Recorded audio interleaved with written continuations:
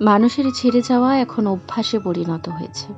যার সাথে আমরা যত গভীরভাবে মিশেছি, তার থেকেই তত বেশি আঘাত একটা সময় পর আমরা পেয়েছি। কাছের মানুষের আঘাত মানুষকে বোবা বানিয়ে দেয়।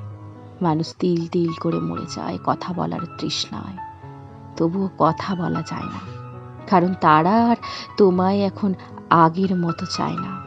এরপর একটা সময় পর আমরা বুঝতে পারি, এগিয়ে যাওয়াই জীবনের মূল ধর্ম। পিছু ফিরে তাকালে পা আটকে যায়, সামনের দিকে এগোনো যায় না আর।